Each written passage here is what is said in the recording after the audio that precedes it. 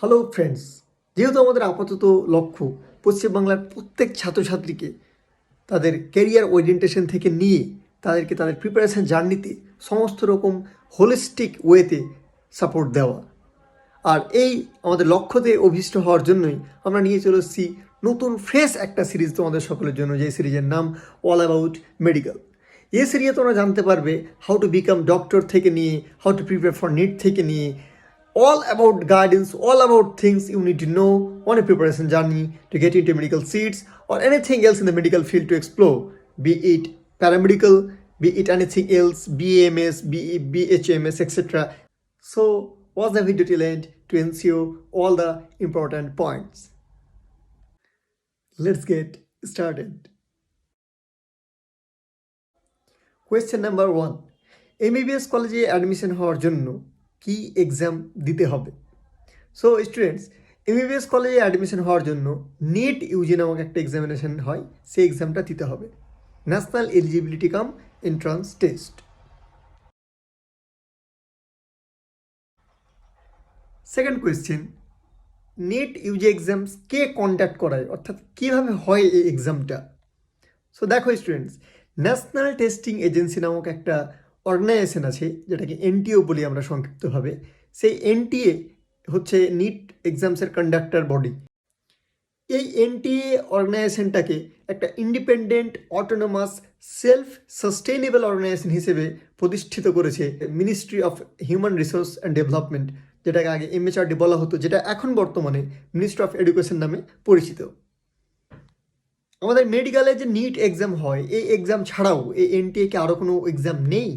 হ্যাঁ, নিট ছাড়াও আমাদের এই এনটিএ বিভিন্ন এক্সামস নেওয়ার জন্য রেসপন্সিবল। যেমন তোমার ইঞ্জিনিয়ারিংয়ের জন্য IIT যে এক্সামস হয় সেটা থেকে নিয়ে, ফার্মেসি থেকে নিয়ে IIT, ম্যানেজমেন্টের এক্সামস এক্সেট্রা এক্সামস, অনেক টিচিং অ্যান্ড ফেলোশিপের এক্সামসও।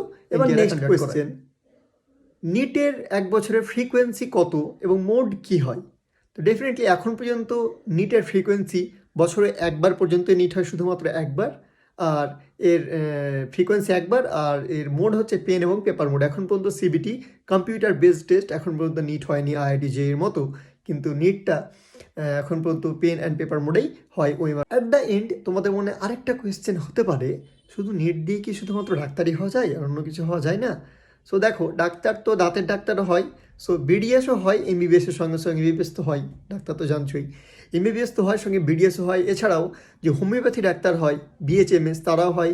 আয়ুর্বেদিক, যারা আয়ুর্বেদিক নিয়ে পড়াশোনা করে সে আয়ুর্বেদিক ডাক্তারও হওয়ার সম্ভব হয়, BAMS।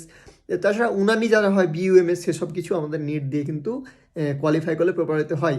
আর এখন সেন্ট্রাল গভর্নমেন্টে কিন্তু নার্সিং স্টাফদেরকেও, সেন্ট্রাল গভর্নমেন্টের যেগুলো স্পেশালি ইন্ডিয়ান আর্মির ক্ষেত্রে যেগুলো নার্সের প্রয়োজন হয়, সেই নার্সগুলো কিন্তু আমাদের নিটের সাহায্যে তাদেরকে রিক্রুট করা হচ্ছে।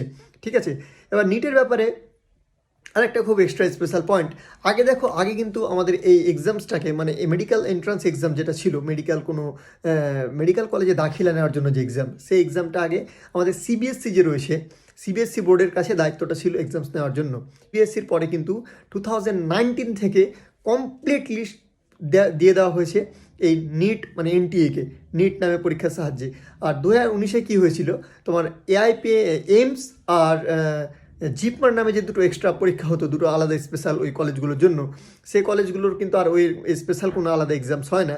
এখন নিটটায় অল ইন ওয়ান এক্সামস, যেটা দিয়ে সব কিছু হচ্ছে। আর আরও চেষ্টা করছে এখন আমাদের ইউজিসির চেয়ারম্যানেরা, মানে আরও কী করে কম এক্সামসের সাহায্যে আরও বেশি বেশি স্টুডেন্টকে রিক্রুট করে অর্থাৎ ছাঁটাই করে নিতে পারবে। সো আজকের জন্য এটুকুই ছিল। নেক্সট ভিডিওতে আমরা আলোচনা করব যে as a student of West Bengal তোমাদের কাছে কম্পিটিশন খানি কত বেশি বা কত কম, আর এক্স্যাক্টলি কতগুলো সিট রয়েছে তোমাদের কীভাবে প্রস্তুতি নেওয়া উচিত এই পরীক্ষার জন্য যদি ডাক্তার হতে চাও, আর সিলেকশন রেশিওটা কেমন, সেসব নিয়ে আসবো আমরা নেক্সট ভিডিওতে। Till then learning, till then keep studying. Do not forget to subscribe my channel, এটা কথা আমি বলতে